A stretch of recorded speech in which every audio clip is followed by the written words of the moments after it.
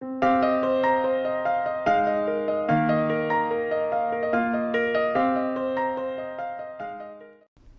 de Judas. Quiero que hagamos lectura, hermanos, sencillamente de los versículos 22 y 23. Versículos 22 y 23. Dice la Escritura: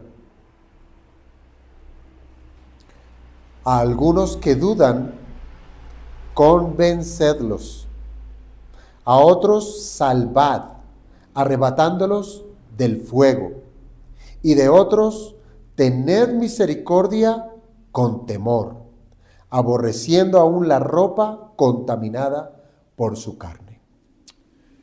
Amado Dios, gracias te damos, Padre bendito, por tu palabra, por hablarnos de una manera clara, en la cual, amado Señor, solo resta de parte nuestra es disponernos a hacer tu voluntad. Oh Padre, esta carta nos ha llevado a entender que no podemos estarnos quietos, de saber que tu iglesia está siendo atacada, no solamente desde afuera, sino aún también desde dentro, porque se han infiltrado hombres disfrazados de ovejas, pero son lobos rapaces. Y ahora, Padre, que nos has permitido conocer la manera en la cual debemos ser instruidos para estar fuertes y defender la fe, defender la doctrina, oh amado Señor, en lo que acabamos de leer, ayúdanos a entender que debemos estar dispuestos a ayudar a todos aquellos que están siendo persuadidos por las falsas enseñanzas de los hombres impíos. Así es que te rogamos, Padre, que este tiempo de instrucción, este tiempo de predicación, sé tú, amado Dios, clavando estas verdades en lo más profundo de nuestro corazón, para que seamos movidos por tu Espíritu a la acción, a trabajar como es debido, a defender la fe y a defender a los hermanos. Te lo pedimos, amado Dios, orando en Cristo Jesús. Amén. ¿Podemos tomar asiento, hermanos?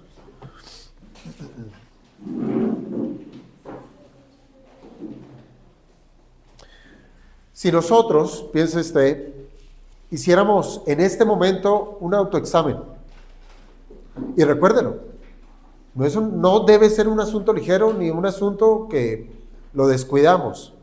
El hacer un autoexamen debe estar siempre en nuestra vida, de manera regular, rutinaria, diariamente. Pero haga el ejercicio. Si hoy hiciéramos un autoexamen de las veces que nosotros hemos usado la Escritura para nuestra vida cotidiana, en el día a día, yo le pregunto, ¿cuál sería ese resultado?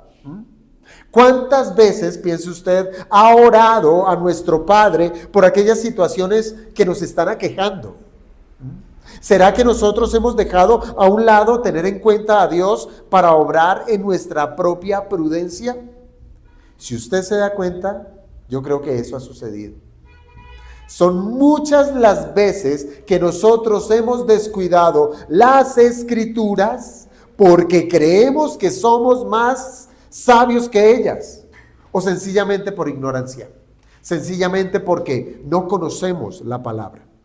Hermanos, pero entienda esto, no hay un aspecto, por más pequeño que sea en nuestra vida, que sea tan pequeño en nuestra vida, que nosotros podamos llegar a decir, Señor, no te necesito. No lo hay. Ninguno, no lo hay. No hay nada que nosotros podamos gobernar en nuestra propia mano sin la ayuda de nuestro Dios. Hermanos, piense esto, Dios hecho hombre, Él nos enseñó a pedir aún diariamente por el pan que nosotros comemos, diariamente. Así es que la victoria que vamos nosotros a tener frente a los lobos rapaces, solo se va a alcanzar cuando la iglesia dependa completamente de Dios. Si nosotros nos creemos más sabios que Dios y creemos que no vamos a ser zarandeados por los falsos maestros porque soy muy inteligente, allí caeremos inmediatamente. Cuando haga uso de los regalos del Señor, de esos regalos que Él nos ha dado, como lo son los medios de gracia, es allí donde verdaderamente habrá victoria. Piense muy bien, hermano, las veces que usted ha dejado de congregarse y usted se ha enfriado en el corazón. Reflexiónelo muy bien y se ha dado cuenta que ha estado más cerca de parecerse al mundo que acercarse al carácter de nuestro Cristo. Porque hemos desamparado la voluntad del Señor. Sería bastante egoísta decir que conocemos la verdad y que no me importa que tantos hermanos que en su ingenuidad o ignorancia han sido presa de la charlatanería de los pastores malvados. Porque hasta allá puede llegar nuestra insensatez. No solamente descuidamos nuestra vida, sino que llegamos a descuidar a los que tenemos alrededor. ¿Por qué? Porque sencillamente somos egoístas.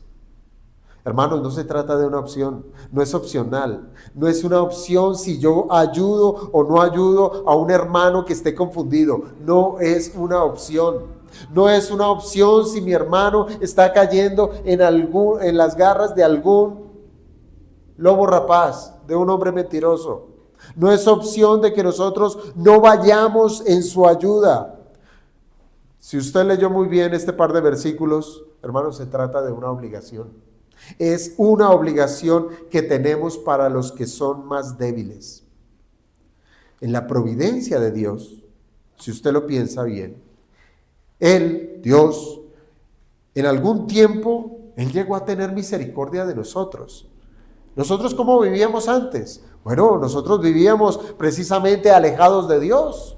Apenas quizás cuando escuchamos el Evangelio y creímos, pues esto fue realmente asombroso y cambió nuestra vida, pero todavía éramos recién nacidos y teníamos grandes necesidades. Necesitábamos de la doctrina.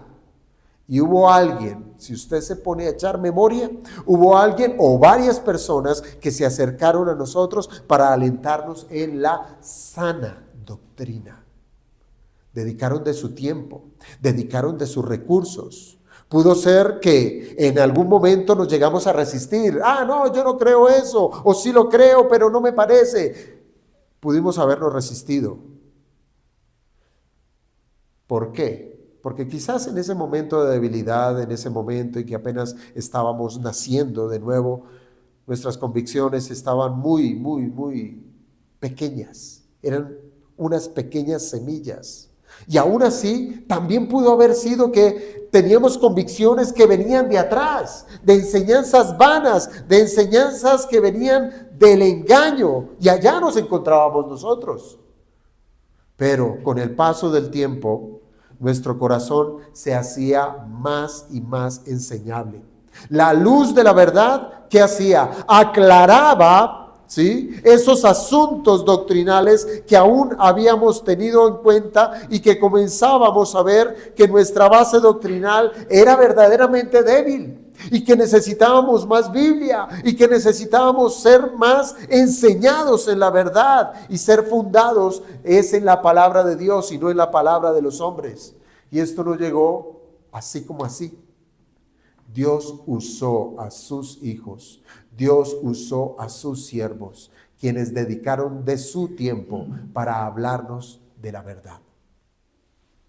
Así fue como el Espíritu Santo estaba reformando nuestro corazón. Es así como nosotros al día de hoy podemos decir, hoy tengo más claridad de la verdad de lo que tenía antes. Yo pregunto, ¿acaso tal bendición no deberíamos nosotros compartirla? Nosotros somos resultado de eso. Somos resultado de alguien que se dispuso, aunque nosotros éramos tercos y necios y sostenernos en mentiras, alguien estuvo allí golpeando una y otra vez a nuestra puerta, enseñándonos con paciencia la verdad del Evangelio. ¿Hasta que qué pasó? Hasta que fuimos convencidos por el Espíritu Santo. Entonces, ¿no debemos de compartir esta verdad? ¿No debemos ser replicadores de ello? Pues piense, ahora Judas, aquí en este par de versículos, en el verso 22 y 23, nos exhorta. ¿A qué? A que seamos sensibles con aquellos que en su debilidad fueron arrastrados por los apóstatas. Hermanos, de verdad, si usted se da cuenta, hay muchos que han sufrido una enseñanza errada. ¿Sí? Y de tal manera que han sido arrastrados por esas olas de falsas doctrinas que aún se asientan y creen en ellas. Y han pasado años en donde vivieron un cristianismo solamente de nombre. Y cuando se dan cuenta, están más revolcados en el pecado que en una vida de santidad. Y es allí a donde Judas nos invita a que vayamos. Dice allí el verso 22, a algunos que dudan, es decir, sí, hay quienes de verdad no tienen una convicción plena, todavía están de aquí para allá, son como esas olas que van para un lado y van para otro, dudan. A esos que dudan, ¿qué debemos hacerlo? ¿Evitarlos? ¿Reírnos de ello? ¿Burlarnos de su ignorancia? No, dice Judas, convencedlos. Es decir, asiéntelo en la verdad, para que no esté yendo ni a la derecha ni a la izquierda, sino en la verdad doctrinal. Pero no solamente están los que dudan, dice el verso 23. A otros salvad, arrebatándolos del fuego. Es decir, es como si algunos ya estuvieran ardiendo en tanta herejía, a los cuales nosotros somos mandados, enviados a salvarlos. Y en tercer lugar, la segunda parte del verso 23 nos dice, y de otros tener misericordia, pero con temor, aborreciendo aún la ropa contaminada de su carne. Es decir, nos da unas características particulares de cómo acercarnos a aquel que está en el error. Porque es que nosotros también somos falibles y debemos guardarnos de no ser contaminados. En lugar de enseñar, resultamos enseñados. En lugar de llevar la luz del evangelio, resultamos recibiendo es la herejía que el otro trae. A esto es lo que nos llama el día de hoy Judas, a exhortarnos a ser sensibles con los débiles en la fe.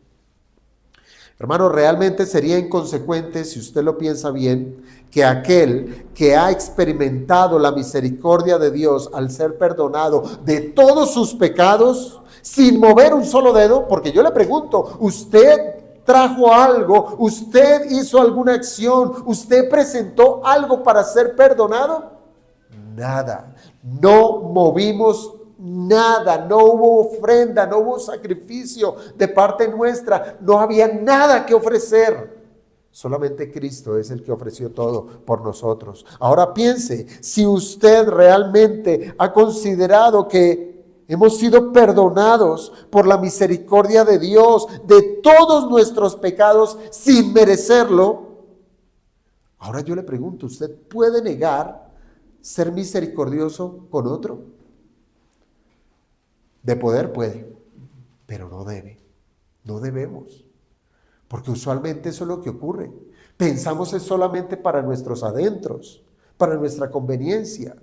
Si me quita tiempo, si me quita recursos, yo me abstengo y no lo hago. Pero el Señor nos ha mandado a que así como hemos recibido de su gracia, ahora ¿qué debemos hacer? Dar de esa gracia. Pareciera que algunos estuvieran conformes al descansar en semejante misericordia. Yo soy salvo, yo ya estoy bien. Yo, si me muero el día de hoy, a la presencia del Señor iré. Ya lo tengo todo en Cristo Jesús. Y aunque sí, está en lo correcto, al decir que lo tiene todo, olvidan que aún los cristianos estamos esperando la bendita misericordia de una vida eterna en la gloria de Dios. Estamos en un trasegar en esta vida, hermanos. Claro, hemos sido redimidos, hemos sido perdonados, santificados en Cristo Jesús, posicionalmente, pero aún en este caminar cristiano todavía pecamos. Y no estamos solos. Pero ese es el grave problema. Porque es que como todavía no tenemos el concepto claro de lo que es iglesia, por más de que nos reunamos acá, cada quien está en su propia burbuja, ¿sí? No vivimos como lo que somos, un solo cuerpo. No llevamos las cargas los unos de los otros. No somos motivados a tener conmiseración de aquel hermano que peca. Nos da igual, pasamos por alto. Esto nos debería entonces, hermanos, motivar a que si estamos con semejante esperanza de gloria en un futuro, esta no es particular, hermanos. Nuestra esperanza de misericordia, de la misericordia de nuestro Señor Jesucristo, no es particular, es corporativa. Entiéndalo. ¿Por qué lo digo? Porque el pueblo de Dios es quien ha de gozar de esa bendición, de la misericordia de Dios, el pueblo. Él vino a salvar a su pueblo. Y por tanto, hermanos, nosotros deberíamos esforzarnos a que nuestros hermanos que aún están rezagados en el camino, les tendamos una mano, pues somos copartícipes de las bondades de nuestro Dios. Judas, si usted lo piensa, en el final de su carta, si nosotros la pudiéramos resumir, pudiera quedar muy bien recalcada en esta frase. Es como si Judas en toda su carta dijera: recuerden las advertencias de los apóstoles. Y uno dice: bueno, listo, la recuerdo, la leemos, la repasamos, sí, listo, la recuerdo. Pero sigue diciendo Judas: prepárense doctrinalmente y dependan de Dios en oración. Y ahora actúen alcanzando a los débiles. ¿Se da cuenta, hermanos, que esto es ser una iglesia funcional? No es sencillamente venir a escuchar o a dormir, a que le entre por acá y que le salga por acá y no pasó nada. No, es sí escuchar, es interiorizar, es aprender, depender de Dios en oración para que actuemos, para que seamos movidos y alcanzar a aquellos que están débiles en la fe. Este es el trabajo de la iglesia. Esa es la función de la iglesia, cuando actúa conforme a los preceptos del Señor Jesucristo. Hermanos, es verdad que todos tienen necesidades y que quisiéramos que todas esas necesidades fueran suplidas. Aún el pastor, el maestro, tiene necesidades. Pero hermanos, no podemos quedarnos sentados esperando a ser atendidos. Debemos actuar como un organismo vivo cuando uno de los miembros de la iglesia no está funcionando adecuadamente. Es allí donde debemos actuar. Piensa en la ilustración del cuerpo que está ampliamente descrito desde la teología de Pablo. Hermano, cuando alguna parte del cuerpo no funciona como debiera, el cuerpo completo se siente. Eso pasa cuando uno se enferma, ¿sí? Cuando usted se enferma, le duele la cabeza o un brazo, qué sé yo, todo el cuerpo se siente y deja de funcionar, se descompensa. ¿Por qué? Porque un miembro está enfermo.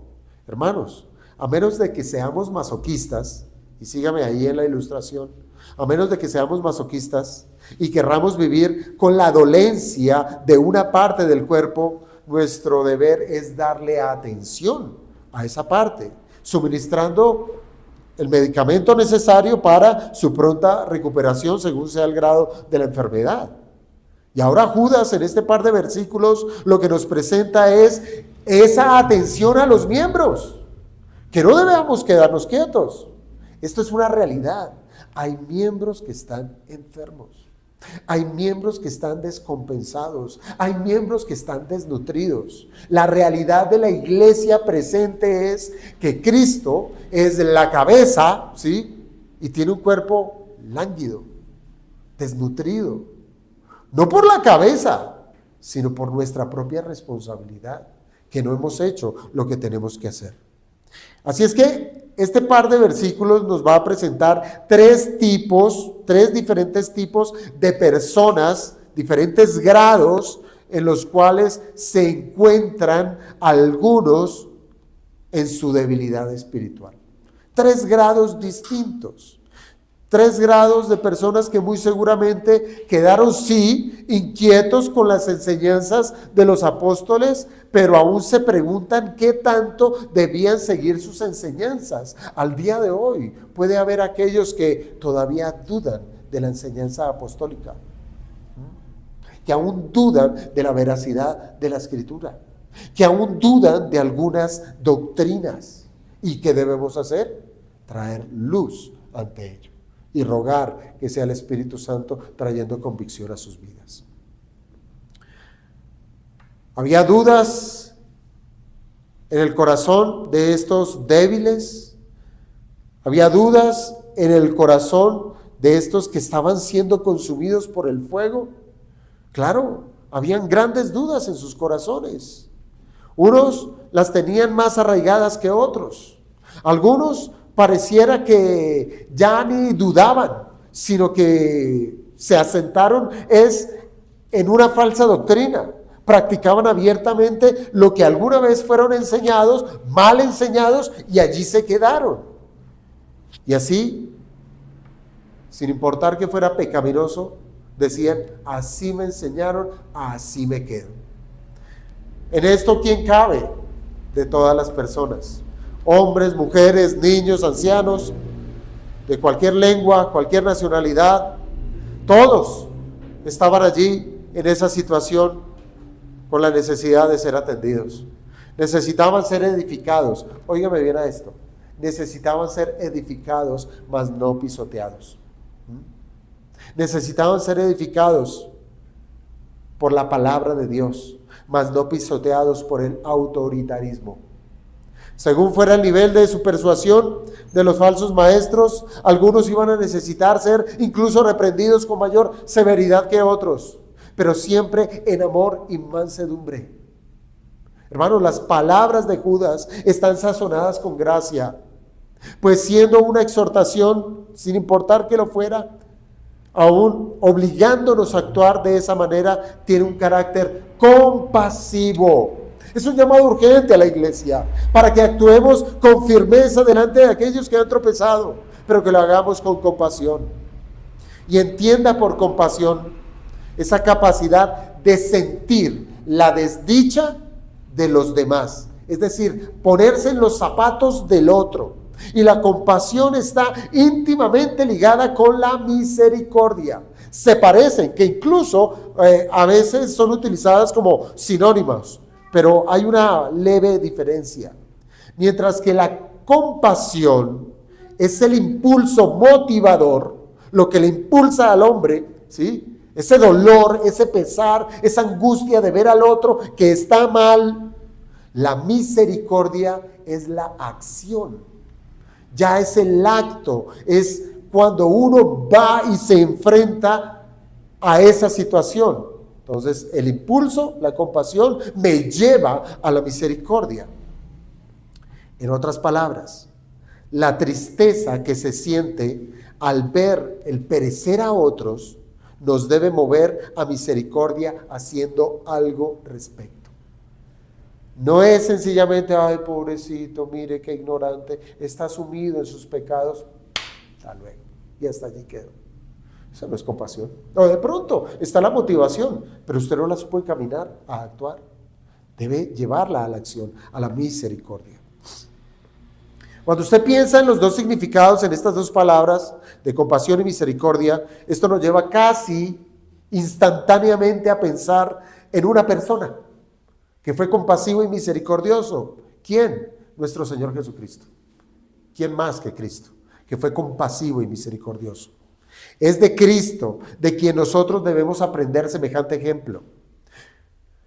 Usted lo ve en las páginas del Nuevo Testamento, en las páginas de los Evangelios, cómo el Señor Jesucristo recorría las ciudades, las aldeas, enseñando las verdades del reino de los cielos, ¿verdad? Aún, él dice en la Escritura que él al ver a las multitudes que vivían como ovejas que no tenían pastor, él tuvo compasión. Es decir, le dolió ver que estas gentes estaban desamparadas, que estaban dispersas como ovejas, que no tenían el cuidado de nadie. Andaban errantes por la vida, estaban tropezando de pecado en pecado, y el Señor Todopoderoso, ¿qué hizo? Actuó en misericordia. ¿De qué manera? Trayendo el perdón de los pecados para quienes depositaran su confianza en Él. Él no se guardó. Dice la Escritura que Él de muy de mañana se levantaba, buscaba en oración al Padre y empezaba su labor. Y hasta muy largas horas de la noche terminaba su labor de predicar el mensaje del Padre, y terminaba nuevamente en oración. Así es que vemos a nuestro Cristo, ese gran trotamundo, Dios hecho hombre, haciendo una sola cosa: venir a enseñar la verdad de Dios. ¿Para qué? Para que el mundo se arrepienta y venga a la salvación. Ahora, ¿qué tan diferente es nuestra vida respecto al carácter de Cristo? Yo creo que nos quedamos sumamente cortos, ¿verdad? Porque estamos pensando más en nuestro propio bienestar que en el bienestar del otro. No es muy diferente para nosotros, de verdad, que veamos de manera compasiva a aquellos que están vacilando en las doctrinas erradas que los hacen pecar contra Dios. Pero es que hay veces somos tan cuidadosos en la manera de hablar que no queremos hacer sentir mal a la otra persona. Nos queremos evitar problemas con tal de que en un falso concepto de paz preferimos que tú piensas esto, yo pienso esto, dejémoslo ahí, de ese tamaño, ¿sí? Dejémoslo de ese tamaño, no importa. Sabiendo usted que tiene la verdad conforme a la Escritura le ha enseñado, y ver al otro sucumbir en su pecado. Van a pasar cosas, eso es verdad. Usted se va a encontrar con personas que le van a escuchar, pero también se va a encontrar con aquellos que no le van a escuchar, que en lugar de hacerse de un amigo, se hizo de un enemigo, ¿sí? Pero usted, obviamente, no lo hace con mala intención, sino lo hace con toda la intención de atraerlo a la verdad. Ahora, quiero que veamos esas tres clases de personas que son víctimas de los apóstatas y cuál es la manera que la Escritura nos presenta que debemos hacer para ayudarles. La primera clase de personas es la que tenemos allí en el versículo 22. A algunos que dudan, ¿sí? Es decir, los que dudan es la primera clase de personas. ¿Y qué debemos hacer? Convencerlos. Entonces esas son las dos palabras que nos deben llamar a nosotros la atención. La primera de ellas nos ayuda a identificar ese segmento de grupo de personas, de hermanos que han caído en el lazo de los falsos maestros y que ahora estos están dubitativos, están dudando de aquí para allá, dudan. Y la segunda palabra que nos presenta aquí Judas tiene que ver con la acción que nosotros debemos tomar, y es la de convencerlos. Es decir, ser sensibles a su necesidad y actuar. Veamos quiénes son estos que dudan. Hermano, la palabra que utiliza Judas del griego, esa palabra dudar, tiene diferentes usos en las Escrituras. Y uno de los más relevantes tiene que ver con hacer una distinción de cosas, ¿sí? Distinguir las cosas.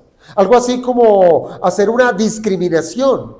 Y un ejemplo de ello es lo que encontramos en la primera carta a los Corintios, capítulo 11, versículo 29. Capítulo 11, verso 29 de primera a los Corintios. Pablo dice: porque el que come y bebe indignamente, escucha bien, sin discernir el cuerpo del Señor, juicio come y bebe para sí. ¿Qué nos está diciendo Pablo allí? Los corintios no estaban haciendo la debida diferencia entre el pan de la cena y una comida cualquiera. Ellos estaban dudando, lo mezclaban de tal manera que abusaban de la mesa del Señor, ¿sí? Y eso es la reprensión que les hace Pablo en esa carta. Decirle a ustedes, cuando vienen a los ágapes, cada quien se abalanza a la mesa a comer lo que mejor quiera, y no disciernen que allí también se celebra la cena del Señor. De esta manera, hermanos, como el grupo de personas a la cual Judas se refiere, son aquellos que no tienen una seguridad, que no disciernen, que no consideran. Por lo tanto, su vida está movida a las sospechas, vacilan en lo que creen. ¿Crees que Jesús es Dios? Sí. ¿Estás seguro? No. ¿Crees que la salvación es por gracia? Sí. ¿Estás seguro? No. ¿Crees que Dios te puede salvar? Sí. ¿De verdad? ¿Estás seguro? Y ya inmediatamente dudan. Están de aquí para allá. No saben, no se asientan. ¿Tienes que congregarte? Claro. ¿Seguro? No. Allí están yendo de aquí para allá. Recuerde usted el contexto de esta carta. El contexto de esta carta es que Judas escribe a la iglesia local que estaba siendo afectada. ¿Por qué? Por una actividad apóstata de los falsos maestros. Ese era el peligro, los estaba advirtiendo. Y muy seguramente en esta iglesia habían personas que eran nuevas en la fe. Eso es lo que suele pasar en una iglesia. Hay de todo. Hay creyentes, hay incrédulos, hay maduros, hay inmaduros, hay recién nacidos en la fe. Había de todo. Muy seguramente allí habían estas personas que eran nuevas en la fe. Que sí, que habían puesto su confianza en la obra redentora de nuestro Señor Jesucristo, pero ellos querían dejar atrás su antigua vida de pecado, pero no sabían cómo. Eran bebés que necesitaban un cuidado especial, pero se encontraban en un ambiente hostil, tal como lo enseña el apóstol Pedro en su segunda carta. Cuando él manifestó precisamente las intenciones malévolas de los falsos maestros en arremeter en contra de todos aquellos que estaban luchando con dejar sus pecados para honrar al Salvador. Pero esos hombres perversos, esos hombres impíos eran muy listos y ellos lo que querían era apelar precisamente a los deseos torcidos, a los deseos sexuales pervertidos para incitar a que los más débiles volvieran al pecado del cual querían huir. Y usted lo escuchará, como una persona nacida de nuevo todavía no es muy clara en muchos asuntos de lo que dice Dios, que es pecado. El mismo Pablo lo decía: yo no sabría qué es codiciar si no hubiese sido por la ley. Y hay muchos nacidos de nuevo que no tienen muchos conceptos claros de decir: ¿eso es pecado? Pero es allí donde el falso maestro aprovecha esa situación. Y recordemos que el carácter del falso maestro es un carácter lascivo, blasfemo, realmente en contra de Dios. Y entonces va a buscar a ese que duda y lo va a hacer su discípulo. Si no te preocupes, eso con el tiempo pasará. Mírame a mí, llevo 30 años en el ministerio y todavía lidio con la fornicación, entonces no te preocupes por eso. Estamos en el mismo camino, estamos en la misma situación. En algún momento el Señor nos ayudará en este tema. Entonces, claro, ¿qué es lo que hace? Al nuevo creyente se relaja y dice: esto que dice la Biblia que es pecado, pero lo puedo matizar en mi vida y decir: sí es pecado, pero todavía lidio con esos pecados, ¿sí? Todavía lidio con ello. Hermanos, los falsos maestros no van a reservarse en esfuerzos para atacar a los más débiles de la iglesia, y los van a seducir y los harán dudar a los nuevos conversos, ya que no tienen una solidez doctrinal y serán una presa fácil de alcanzar. Esto es algo tan común en los seres humanos, en la sociedad a toda escala, que lo que quiere un líder es que aquellos a quienes lideran sean ignorantes. ¿Por qué? Porque la verdad os hará libres. Y yo no los quiero libres, dice el falso maestro. Yo no los quiero libres. Yo los quiero aquí, sujetos a mi voluntad, para que me traigan a mí lo que yo deseo. Gloria, dinero, prosperidad, etcétera. ¿Para quién? ¿Para el pueblo? No. Para el líder, el falso maestro. Un neófito, ¿sí sabe qué es un neófito? ¿Sí? Un nacido de nuevo. Eso es lo que significa la palabra neo, ¿sí? Nuevo, y fitos, de nacer. ¿sí? Neófito, un nacido de nuevo. Es aquel que recién ha creído en el Evangelio. Un neófito nunca va a oponerse a lo que se le enseña. Una persona que ha nacido de nuevo queda como en esa posición de, enséñenme. Quiero saber más de este Salvador. Quiero saber más de aquel que dio su vida para perdonar mis pecados. Quiero aprender. Es decir, el neófito no va a ser contencioso. Siempre va a estar en la disposición de querer escuchar y aprender. Su anhelo es ese, aprender. Pero en su razonamiento, al verse enfrentado con dos enseñanzas que son diametralmente opuestas, como lo es la sana doctrina y las enseñanzas perversas de los impíos, pues va a quedar en un estado de confusión y por tanto va a dudar de la verdad misma. Allí está. Entonces uno encuentra a cristianos que les gusta algo, piense usted, de la Reforma. Es que me gusta esto, pero es que mi iglesia es aquella, y a mí me gusta lo que tenemos en la iglesia, los amigos, los paseos, lo que hacemos en la iglesia, pero lo que enseña la doctrina reformada es interesante, y están picando aquí, pican allá, y esto y lo otro, y en el momento en que van a conciliar las dos cosas, que no va a embonar en nada, sino que se repelen, pues allí viene la duda, dudan. Hermano, la historia nos ha traído un sinnúmero de ejemplos de cómo el pseudocristianismo, es decir, el cristianismo falso, ha tenido grandes victorias al arrastrar a muchos a sus filas. Cuando el Imperio Romano abrazó el cristianismo como la religión del imperio, ¿qué hizo?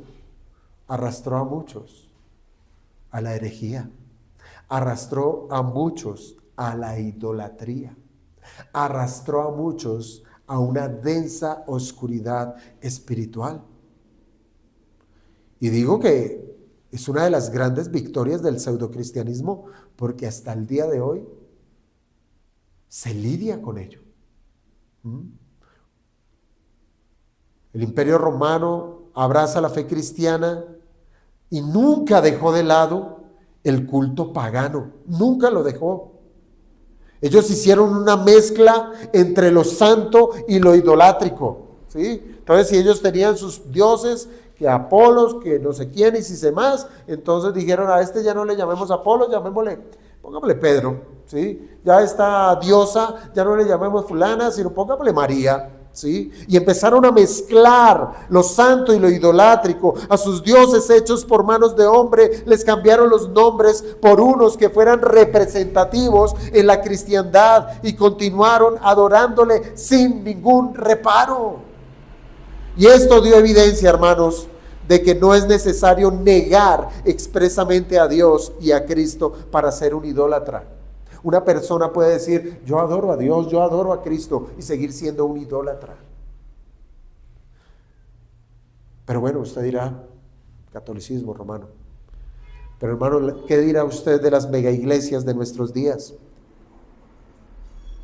Las megaiglesias de nuestros días han traído en su filosofía mundana, porque no es otra cosa sino mundanalidad, lo que ocurría en el mismo Imperio Romano cuando estaba en decadencia. Cuando ya el imperio se estaba desboronando por dentro y el pueblo se estaba sublevando, pues se les ocurrió la genial idea. ¿Cuál? Que está en dos palabras, bueno, en tres: pan y circo. ¡Pan y circo! ¿Y eso quién lo abraza? ¡Hoy lo abrazan las pseudoiglesias cristianas! Esto no es más ni menos que una sensualidad matizada con religión. Lo chévere, lo rico, pero voy a un culto cristiano. Lo cual ha llevado a que muchos creyentes duden de la verdadera religión, pues al sentirse cómodos, al sentirse queridos, ellos son llevados a un estado de confort. Todos estamos bien, donde se les ofrecen las bondades del evangelio, ¿sí? tú eres perdonado, tú eres salvo, eres hijo de Dios, etcétera, etcétera. Todo eso se ofrece sin las responsabilidades del Evangelio. No se enseñan las responsabilidades del Evangelio. Así es que, aún en las iglesias, no importa si usted viene a la iglesia o no. Antes se le dice, bueno, cuando menos, qué bueno que viniste una vez al mes. Entonces, no, hermanos. Allí no se ofrece, no se enseñan las responsabilidades. Donde el Cristo que se les predica, se convirtió en un Cristo de bolsillo, que puede ser utilizado como un amuleto cualquiera, el amuleto de buena suerte, donde lo invocan como si se tratara del genio de la lámpara que hará realidad todos sus deseos. No hay diferencia, hermanos. ¿Se acuerdan de esa historia? ¿Sí? Del genio de la lámpara. Entonces usted frotaba, no, usted no, el que se la encontró, ¿cómo se llamaba? No me acuerdo, Aladín. Frotaba la lámpara, salía el genio y le concedía 3 deseos. Y así el pseudocristianismo ha hecho de este Jesús inventado. Señor, estoy enfermo, frotemos la lámpara, lo invocamos, sáname. No, perdí mi trabajo, frotemos la lámpara. Señor, dame trabajo. Y eso es lo que han hecho del cristianismo. Y se han olvidado que Cristo es Señor de la iglesia, que Él manda a los que ha salvado para que hagan conforme a su voluntad. Estos hombres son instruidos de tal manera que no se incomodan con sus pecados, ¿no? Así que cuando escuchan las demandas del reino de Dios, ellos ¿qué dicen? Legalismo. Cristo nos hizo libres. ¿Para pecar? Sí, para pecar te hizo libre. No, no te hizo libre para pecar. Te hizo libre del pecado. Te hizo libre de la consecuencia de la ley. Te hizo libre para que ahora le sirvas en esa misma libertad a Cristo como tu Señor y Dios. Pero usted sabrá identificar a un pseudocristiano cuando él siempre va a apelar a la libertad de Cristo para pecar. ¿Qué pudiéramos hacer, hermanos, con estos que dudan? ¿Los aborrecemos? Entiéndalo. Es una víctima de un pseudo pastor. Es una víctima de un falso ministro. ¿Qué vamos a hacer con estos que dudan? La Escritura nos dice, convencedlos. Y pareciera que lo que se nos manda es asentar, pareciera. Cuando usted escucha la palabra convencer, es como si usted cogiera a esa persona que duda, la sienta, sea hombre, sea mujer, quien sea, la sienta en una silla y empieza a arremeter contra esa persona con todo su arsenal teológico. Eso me dice la Escritura, convénzalo. Entonces siéntese ahí, le voy a enseñar. Y y le da doctrina, todo el peso de la doctrina, hasta hacerles sentir que son ignorantes, que no tienen claridad de la Biblia. ¿Será eso a lo que nos está llamando Judas a hacer? ¿Será que eso es lo que significa la palabra convencerlos? Hermanos, esa palabra convencerlos aparece en otros pasajes del Nuevo Testamento, como es el caso de Mateo capítulo 9. Mateo capítulo 9, versículo 27. Allí en Mateo 9, 27, allí se dice, pasando Jesús de allí, le siguieron dos ciegos que estaban haciendo una cosa, dando voces y diciendo, ten misericordia de nosotros, hijo de David. Mateo 9, 27. Ten misericordia de nosotros, hijo de David. Y ahora, aquí está lo interesante, que la palabra de este pasaje de Mateo 9, 27, la palabra misericordia, es la misma que utiliza Judas allá al decir convencerlos. Es por eso que hay otras traducciones al español, del versículo 22 de Judas, que cambian la palabra convencedlos por misericordia o compasión. Por ejemplo, la Nueva Versión Internacional del verso de Judas 22, usted lo podrá leer. Tengan compasión de los que dudan. Tengan compasión. Como queriendo decir que aquellas almas que no están firmes en la fe y que aún dudan de ellas, ¿qué necesitan? Compasión. Compasión. Hermanos, no había nadie que lo mereciera y aún así el Señor Jesucristo tuvo compasión de todos y les enseñó la verdad. ¿Qué sucedió con estos hombres ciegos que clamaron por misericordia? ¿Qué ocurrió con ellos? El Señor les preguntó, ¿creen que puedo darles la vista? ¿Qué pregunta, no?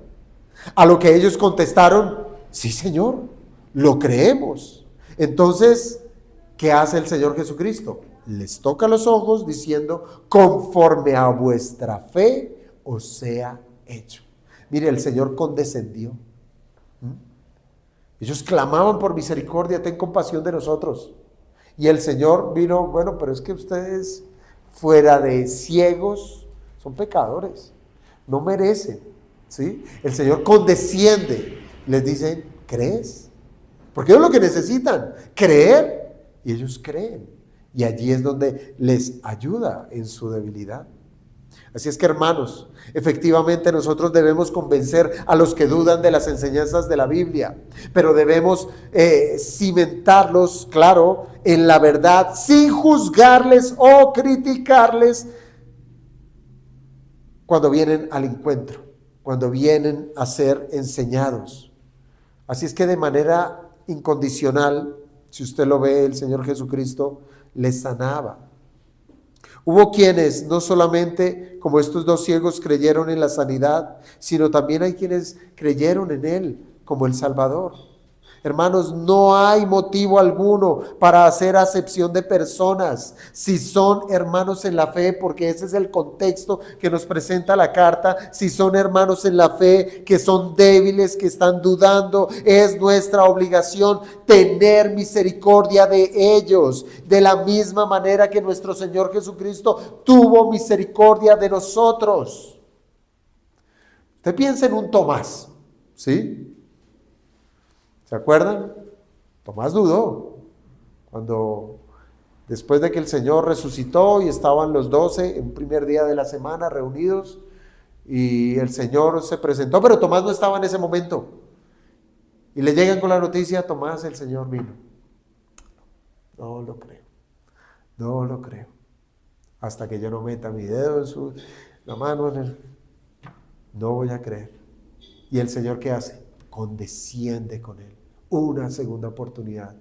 8 días después, dice la Escritura, 8 días que, domingo, se presenta con sus discípulos y llama a este Tomás. Siéntese ahí, Tomás. ¿Cómo es posible que usted no cree? Si yo le enseñé y le dije, incrédulo. No, Tomás, ven, mete tu dedo acá. Pon tu mano en mi costado. ¿Crees? Y allí es donde él confiesa, eres mi Señor, eres mi Dios. Entonces, hermanos, el Señor nos enseña a que seamos misericordiosos, a que condescendamos. Hermanos, si no podemos con los que dudan, mucho menos podemos ser sensibles con los otros que menciona Judas, que están en una situación peor. Es decir, si no podemos lidiar con ese hermano débil en la fe que está de aquí para allá, no vamos a poder lidiar con lo que sigue. ¿Cuál es la segunda clase? A los que están en el fuego, salvad, dice Judas. A otros salvad, arrebatándolos del fuego. Claro, el lenguaje que aquí nosotros encontramos es muy similar al que se encuentra en la profecía de Zacarías, ¿sí? Cuando usted tenga oportunidad de leerla, el capítulo número 3 de Zacarías, cuando nos habla acerca de las acusaciones de Satanás en contra del sacerdote Josué. ¿Sí se le viene a la mente esa situación? Satanás lo acusa a ese sacerdote Josué.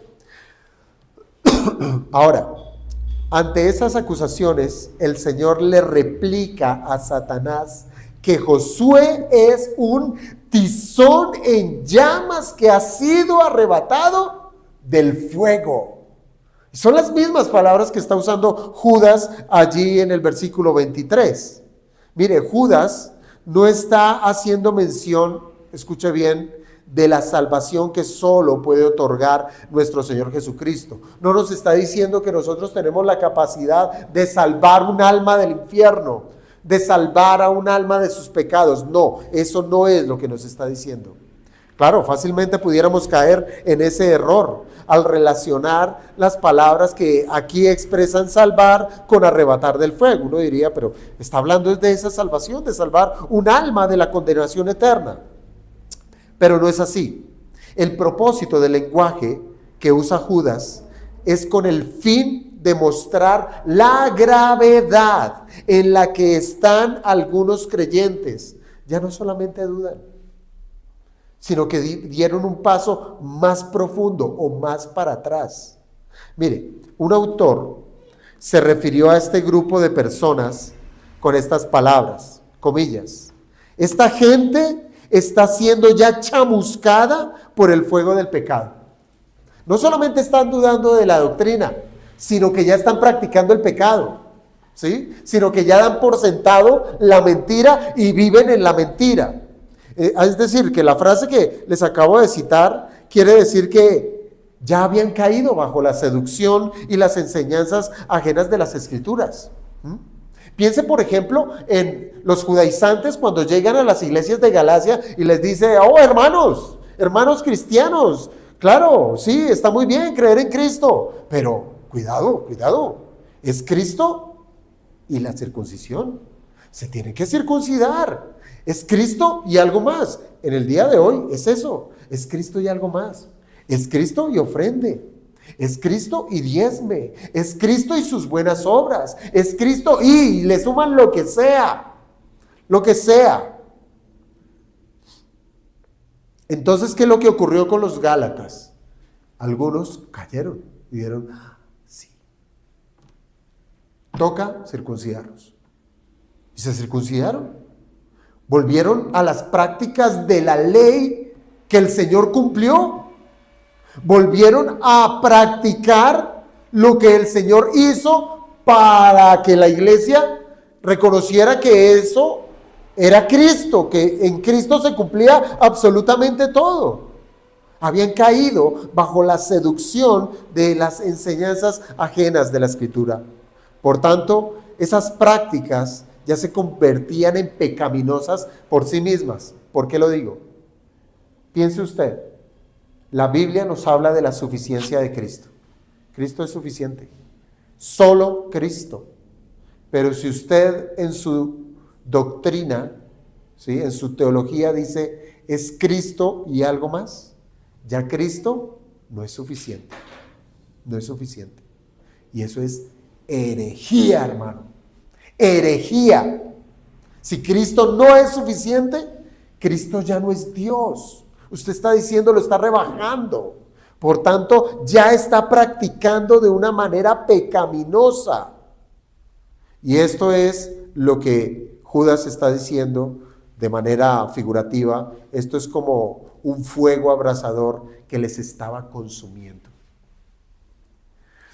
Siendo una situación sumamente delicada, pues aquí lo que Judas da es un parte de esperanza al decir que aún se puede rescatar a estos. Aún hay esperanza para esas personas. Claro, esto va a implicar una intervención más agresiva, si se me permite la palabra, una acción más profunda, más fuerte. Y con esto me refiero es a una mayor dedicación. ¿Qué implica? Que vamos a necesitar orar más. Vamos a necesitar más la gracia de Dios que nos acompañe. Y también vamos a necesitar que la gracia de Dios sea derramada sobre todo aquel que está pecando. Que estemos intercediendo por ese hermano. Señor, dame la gracia para que cuando yo me reúna con él y hable con él, él me escuche. Que él crea lo que dice la Biblia. Señor, dame la gracia de poder sacar más tiempo para dedicarle a esta persona, a este hermano. Entonces, eso es ser más agresivo. Aquí Pablo enseñó precisamente a los Gálatas, y claro, a nosotros también, cómo es que debemos confrontar a un hermano que está pecando, ¿sí? Y la instrucción que Pablo nos da en la carta a los Gálatas es que debemos buscar la restauración del hermano que pecó con un espíritu de mansedumbre. De mansedumbre. Es decir, nuestra intención está en que debemos es buscar que ese hermano vuelva al camino recto y debemos hacerlo con ternura y con toda humildad. Hermanos, si los falsos maestros no descansan en su activismo frenético para hacer pecar a los más débiles, ¿debiéramos nosotros darnos por vencidos y dejar que nuestros hermanos sean consumidos por sus pecados? No. La respuesta es un rotundo no. Debemos ser agresivos también en buscar la manera de cómo convencerlos. Mientras que ellos aún nos escuchen, porque es que hay límites, hermanos, ¿sí? Mientras nos escuchen, porque llegará, si la cosa se agrava tanto, llegará el momento en que ni siquiera nos querrán escuchar. Y ahí sí, como que se acabó la cuerda. Pero mientras aún nos escuchen, recordemos que lo que debemos hacer es enseñarles la Biblia en todo momento que nos sea posible, pues será una realidad, hermanos, una realidad que ya ni siquiera nos querrán escuchar, manifestando que su estado se ha agravado aún más. Y eso pasa. Yo creo que eso son de esas cosas que pasan más que los éxitos que tenemos. Como hay hermanos que alguna vez participaron de la fe, que participaron de la sana doctrina, empezaron a apartarse y al buscarles ya no quieren escuchar, ya hay excusas, ya hay juicios en donde llegan a decir lo que usted enseña no es bíblico. Y decir, pero leamos la Biblia, no me interesa, no me importa, ya no vuelvo, incluso ya no volví. Pero mientras nos escuchen, hermanos, mientras todavía quieran prestar su oído, hay esperanza. Las palabras de Judas serán una realidad si nosotros logramos persuadir a nuestros hermanos que sus pecados los están destruyendo. Esto es arrebatarlos del fuego. Mire, Calvino, él decía que si la perversidad era notable en el hermano, ¿sí?, esto debe ser corregido con más severidad. Además decía que si aquellos que no siguen buenos consejos voluntariamente no pueden ser salvos. Así lo decía Calvino. Pero, hermanos, esto de si es o no es salvo, yo creo que debemos dejárselos al Señor. A nosotros lo único que nos compete es tener misericordia y procurar hacerlos volver al camino de la santidad.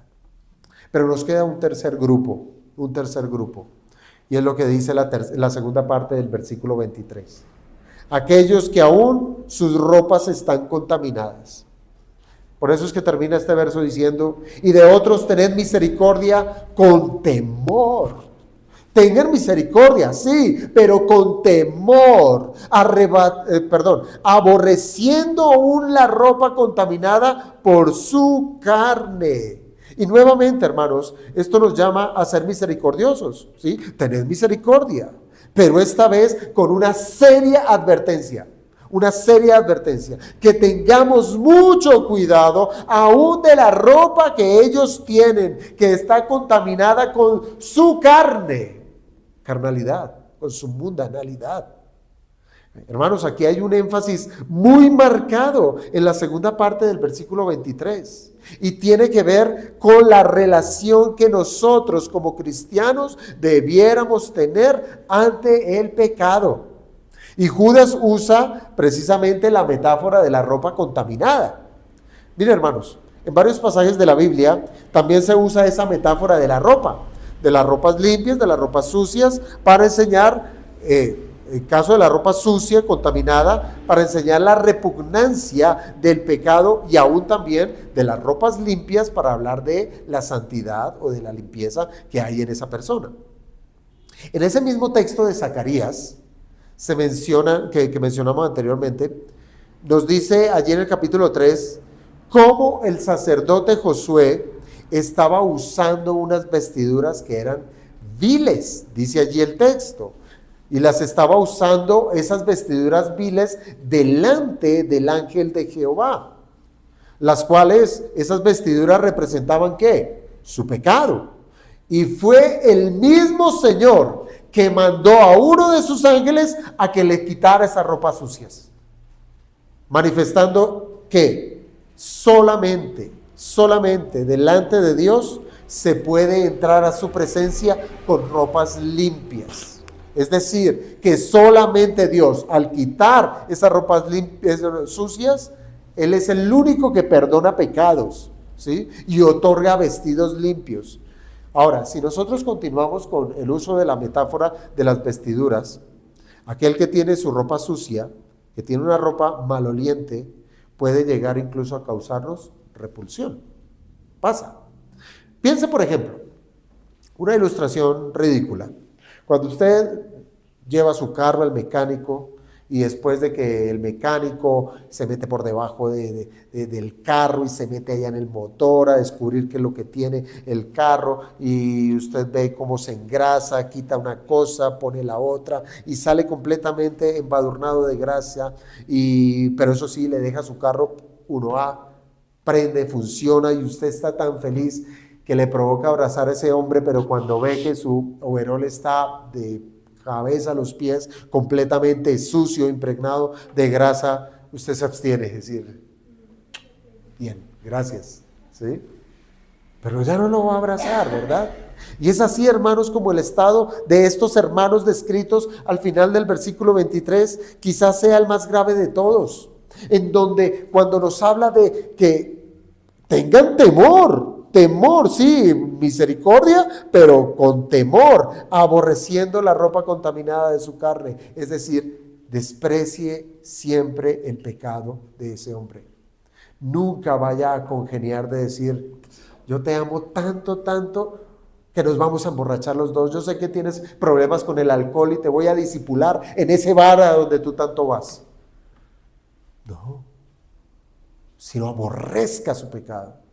Que usted tenga la disposición y el carácter de decirle, hermano, te amo y te amo en el Señor mucho, pero lo que haces es aborrecible, es terrible, no lo debes hacer, no participo contigo.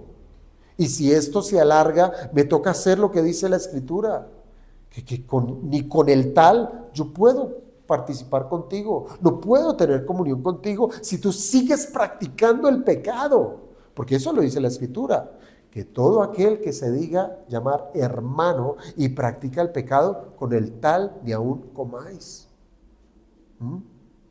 Pero aquí está el caso, justo en la raya, en donde usted ve, este hermano, bueno, vamos a hacerle el intento, vamos a buscarle, vamos a orar por él, vamos a persuadirlo, vamos a presentarle la Escritura, vamos a llamarle al arrepentimiento, pero cuidado en pasar esa línea. Hay un peligro, hermanos, un peligro inminente en esos hermanos, pues no solamente estarán complacidos en su pecado, sino que también van a procurar llevar a otros a semejante ejemplo. Lo van a hacer. Si usted los va a reprender por un pecado, ese hermano va a procurar es convencerlo a usted de que él no está tan mal, que es más, lo invita a pecar también. ¿Qué debiéramos concluir, hermanos, con estos 3 ejemplos que nos presenta Judas?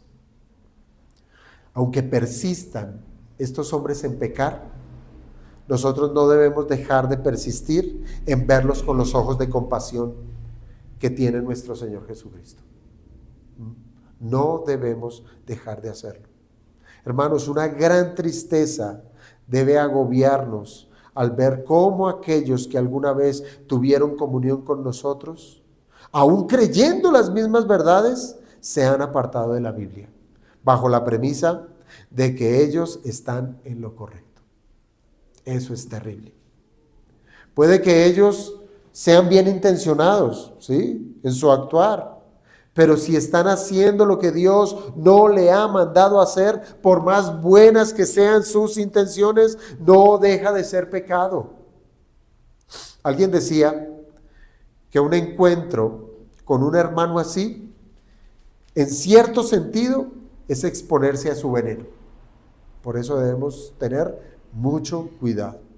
Y es por eso, hermanos, que nosotros debemos atender el consejo que Judas nos está haciendo, que debemos tener misericordia con temor. ¿Por qué con temor? Porque, hermanos, todavía somos pecadores, porque todavía tenemos concupiscencias, todavía somos atraídos a muchas cosas. Por eso no podemos lidiar con la tentación. No debemos dejarnos tentar. Por eso tengamos mucho cuidado, amados hermanos, para no ser contaminados con la misma maldad. Cuidado. Es evidente, hermanos, que cualquiera que sea el grado en el cual han caído muchos de los hermanos en las enseñanzas de los falsos maestros, es nuestra obligación tener sumo cuidado con ellos. Mucho cuidado. Esto puede llevar a algo mayor. No lo enseña ahorita Judas, pero Pablo sí que lo enseñó. Que cuando ya un hermano es habitual que esté pecando, dice Pablo, instruido por Jesucristo, es mandamiento para la iglesia, es sacar a ese hombre de la congregación. ¿Por qué? Porque va a ser un cáncer para la iglesia. Y debemos guardar la unidad y la santidad en el vínculo de la paz. Pero hoy en día, hermanos, hoy en día es tan fácil uno deslizarse de la verdad por causa de la masificación de los medios de comunicación. Y con esto, claro, no quiero decir que sean malos los medios de comunicación en sí mismos, pero han sido estos medios aprovechados para la difusión de enseñanzas que llevan a la apostasía. Uno escucha muchos videos y videos cortos, porque eso apela también a la pereza del cristiano, ¿sí? Desde que me lo digan en un video cortico, pues mejor. Y uno escucha videos en donde esto es lo que significa la palabra hebrea, esto es lo que significa la palabra griega, y escuchaba a un judío que tomaba un salmo y hablaba de una manera tan mística, de decir, esta es la llave para tener bendiciones de parte de Dios. Un misticismo increíble. Ya no es Dios, sino la magia que hay en la escritura, de que si usted repite esa palabra, pues le van a llegar bendiciones por todo lado. Y entonces eso apela a ¿qué? Oiga, qué bueno, yo en esta situación tan terrible que ando, pues suena como bíblico, ¿cierto? Pues lo voy a hacer. Cuidado, hermanos, tenga mucho cuidado y discierna muy bien eso. Es una realidad que está abrumando a las iglesias locales, hermanos, que la apostasía está llegando y está llegando con todo el furor. ¿No lo dice la Escritura? Que en los últimos tiempos los hombres apostatarán de la fe. ¿Quiénes son los que apostatan? ¿El impío? No, ese no tiene necesidad de apostatar, nunca ha creído. El que apostata es el que ha sido expuesto a la verdad y alguna vez dijo, sí, estoy de acuerdo, pero en algún momento de su vida le dio la espalda. Y él no se va solo, él va a arrastrar a muchos. ¿No hizo Satanás eso? ¿No arrastró a la tercera parte de los ángeles en el cielo? ¿Sí? Los arrastró. Y asimismo el apóstata va a hacer con muchos cuando entra en una iglesia, va a arrasar con muchos. ¿Con quiénes? Con los débiles. Porque el que está sentado en la verdad va a ser como un árbol plantado junto a corrientes de agua. ¿Lo dice la Escritura?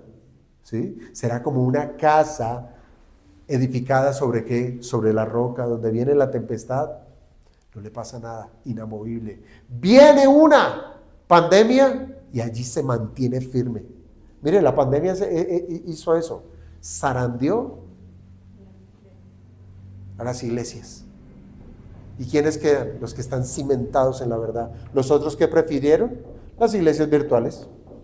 No, pues me acostumbré a la comodidad de estar en mi casa. Si quiero prendo el sermón a las 7, o lo prendo a las 10, o si me acuerdo, a las 6 de la tarde. Desde la comodidad del hogar. Hermanos, es una realidad que está abrumando a la iglesia local, que han dejado de perseguir la meta de ser como Cristo para buscar ser como el predicador de moda, que trae novedades en la predicación y en la práctica cristiana, y han llevado a muchos a que se amolden fácilmente a la cultura y no a la Biblia, y por tanto no hay cambios radicales en sus vidas. Y esto es de verdad, hermanos, tengamos mucho cuidado. Nosotros no seguimos a un hombre, seguimos a Cristo y a su palabra. Por más de que un hombre de renombre en la reforma, usted no puede seguirle, sencillamente porque es reformado. Porque usted lo ve en los grandes púlpitos por todos los lugares, por todas las iglesias de este planeta, viajando de aquí para allá. Hay reformados que hoy en día le han abierto la puerta a los bailes, a las danzas en medio de las congregaciones. Hubo un reformado que escribió un libro, y para poder llegar a ser un bestseller, ¿sí sabe qué es un bestseller? Eso es el libro más vendido. Él mismo compró todos sus libros. Un cristiano reformado. Para que sea de renombre, él llega a eso. Pero es que es cristiano reformado, sigámosle. No, hermano. Un hombre dijo lo siguiente: espero pasar por este mundo una sola vez. Por consiguiente, todo lo bueno que pueda hacer, toda bondad que pueda brindar a mi congénere, hágala yo ahora. Que no lo postergue ni lo abandone, porque no volveré a pasar por este rumbo. Quizás sea la última oportunidad que ese hermano caído está en gran necesidad, y usted fue la última esperanza para ese hombre. Y usted pasó y dijo: vendrá otro. Puede que no sea así. Puede que haya sido su responsabilidad y usted quitó esa responsabilidad. Así es que, hermanos, es tiempo de que nosotros doblemos nuestras rodillas delante de Dios para pedir misericordia si es que no la hemos tenido con nuestros hermanos débiles. Debiéramos orar primeramente por nosotros, para ser sensibles ante las debilidades de los otros. No es orar como lo hacía el fariseo: ay, gracias, Señor, que no soy como este hermano débil, que se la pasa de aquí para allá, que no es obediente, que peca en lo uno. Gracias, Señor, que no soy como él. No. Debiéramos orar: Señor, hazme misericordioso. Permíteme ver por los ojos de nuestro Señor Jesucristo, que Él a todos los miraba con compasión, que yo lo pueda ver con amor, con compasión, ver que está en necesidad y que yo tengo lo necesario para poderle dar. Pidamos al Señor, hermanos, que nos dé la fortaleza y la mansedumbre para atraer a aquellos que se han descarriado. Es verdad que aquel que salva es el Señor, solo Él es el autor de la salvación, pero nos ha delegado ser sus ministros para llevar el mensaje de la reconciliación. Somos sus ministros.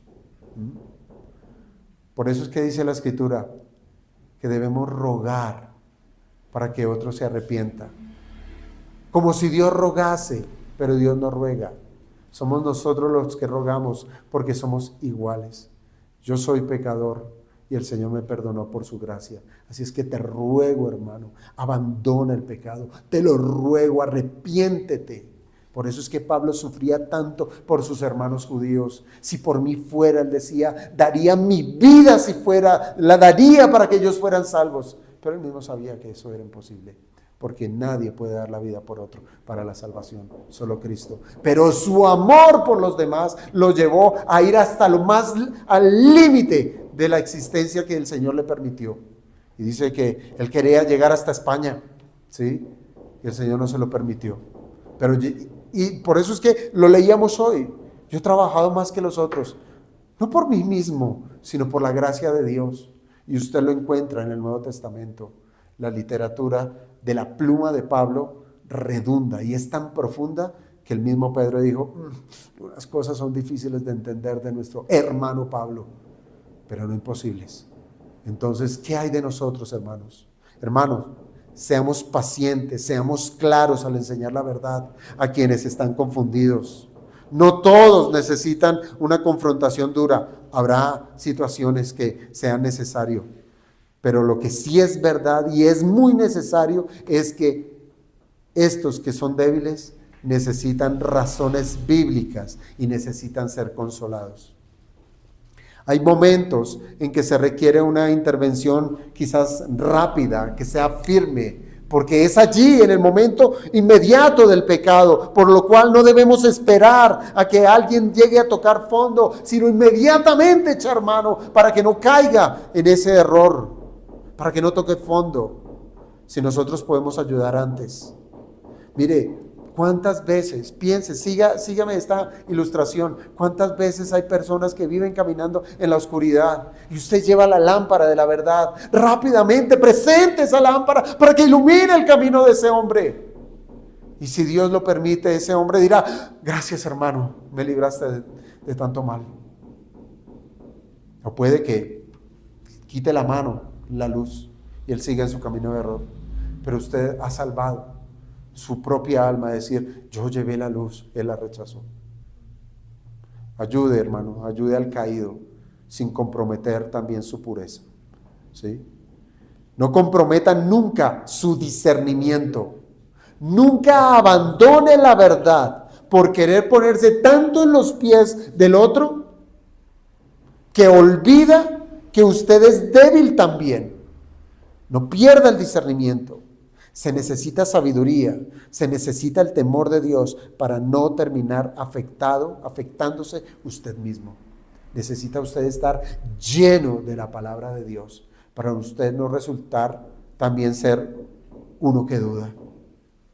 Usted cimentado en la verdad va a ayudar al que duda y resulta con peores dudas que el que iba a ayudar. Tenga cuidado con ello. Necesita la sabiduría y necesitamos la sabiduría y el temor de Dios. Así es que vamos a orar, hermanos, pidiéndole al Señor que nos ayude en este tiempo.